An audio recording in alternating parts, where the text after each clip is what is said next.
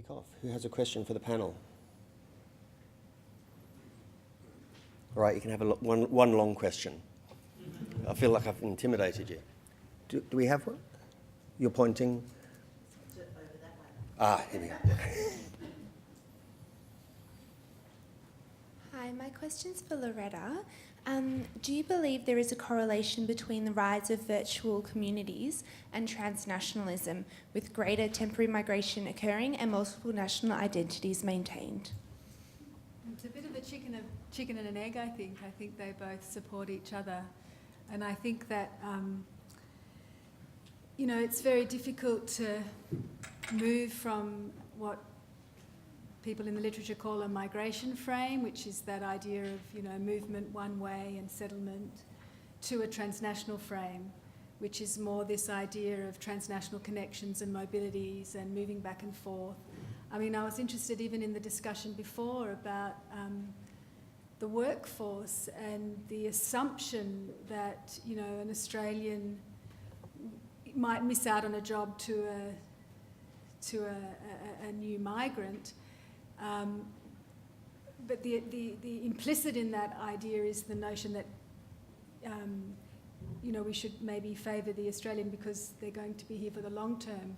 I think that may be true, but it doesn't take into account the fact that there is much more mobility in the workforce, and we need to sort of move away from the idea that migration and settlement is always going to be requiring a job in the one place. I think there is much more mobility, and because of that, online communities and connectivity is essential, and vice versa. I think, I've also heard in the internet, because another area of research of mine is internationalisation of the tertiary sector, and I've had a lot of students say, the only reason I'm prepared to go on a study abroad, because I find it really threatening and scary, is that I know I can FaceTime my family every day.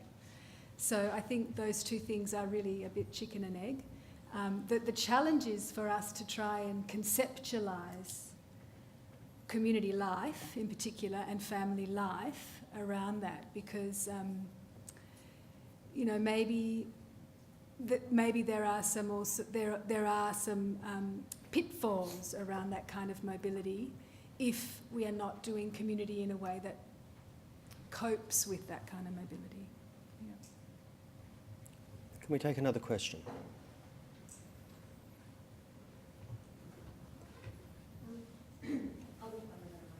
Oh, it's just on its way. It'll help. So I think something that's really come up during today's sessions is when we talk about sort of acceptance and actually empowering each other. And I particularly appreciate what Mary just said about we have refugees and they'll do brilliantly here if we let them. And I think it's the same with migrants and with ageing communities. So I sort of have, it's a general question towards the entire panel really. What do you think would be the best ways that we as communities and as policy makers and implementers can not just only empower ourselves as migrants, refugees and the elderly, but also empower ourselves to empower each other? It's your area. Oh, I know the answers. Look, I think the critical bit is to give information. I mean, information is king. So if we can get information and we can allow people to understand how it is that they can make choices and do things and input into decision making, I think that's critical. In the past, and I think we've moved on a fair bit, service providers were often the custodians of all of that, and consumers were the recipients, and I think we need to just break that down. In aged care, that the whole model of consumer-directed care, which some of you understand fully well, and NDIS is part of that, is part of unpicking all of that, where we have to let go of what we know and pass that across and say, in fact, I mean, it's a social worker, a lapsed social worker. I mean, the best social workers are those that get themselves out of jobs. I mean, if I don't need to be employed, that's a really good outcome. So that's my contribution. I think the other thing is to provide them with strategies of actually having input, and quite often we are very focused in a particular way of working in our sectors, and we don't look broadly of how we can actually engage and empower those communities. So I think it's thinking a little bit more broadly of how to provide that support and allow them to develop and grow and support themselves. One more question? Just more of a statement. But just furthermore on that point, it seems like there is an awful lot of research that does take that sort of structuralist view in that, there's barriers X, Y, Z, why particular migrant communities can't get ahead. But very little that comes from their life worlds about how they navigate and overcome these sort of barriers. So it's very refreshing to hear the speakers in this particular session talk about that and sort of hint at some of those strategies. So good work, folks. Did anybody want to respond? Thank you. Thank you was the response. And if we could briefly take one more and then we'll close.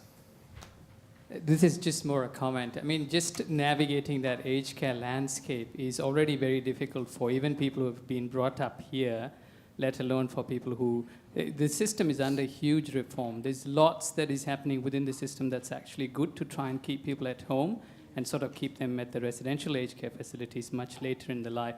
But to navigate that landscape is already very difficult for even sort of people who've lived here for long periods of time. So let alone... and also the whole idea around the user paying and picking up a lot more probably will affect migrant communities a lot more with means testing and other things as well. So it's good work that you're starting to do to try and unpack that for those communities. Thank you. It's a very changing landscape at the moment. So I think it's a work in progress. Would you agree, Mary? And the next 5 to 10 years is really going to change the whole aged care sector tremendously. Can I also add that I think in South Australia we're very good at this. I mean, we really are leading edge. There's an innovation hub in South Australia. I mean, someone said the other day that we don't only do... Wine is not the only thing that ages well in South Australia. And I'm beginning to like that little bit of the story because, I mean, I think if we can age wine and people here, it suits my European background perfectly. And I'll just add another point about... it's difficult enough, you said, for established communities, so new and emerging communities are, doubly disadvantaged. And I think one of the big differences between the post-war group and the new and emerging is that there was much more funding back then for plural services and for resourcing of communities. There is far less now, and there is more of an idea of mainstreaming. There's positives in that too, but I would then point to the recent research that I mentioned by Zontini and Reynolds, who say that advocacy is a really critical factor.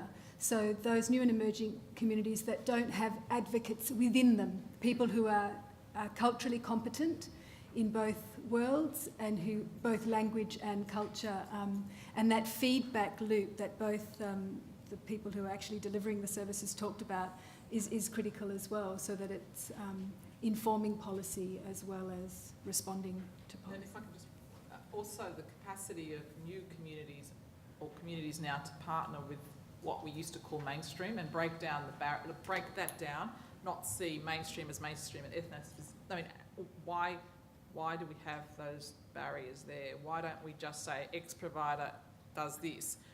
This is a part of the community that needs something. Why can't we actually get it delivered through this process? Why, do we need the birth of new communities that eventually struggle, or can you actually do systemic change that changes what we have called mainstream? I think we need to have a discussion on what mainstream is. Yeah. Okay, thank you. We'll close on that note. Can I ask you to show your appreciation for our panel?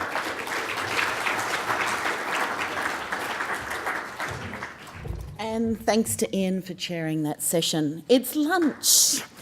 Just to remind you that Henry Sherrill will be talking about his research in this room over your lunch. So if you want to grab something to eat and come back and listen to Henry, by all means. Otherwise, be back here at 1:50 for the next session.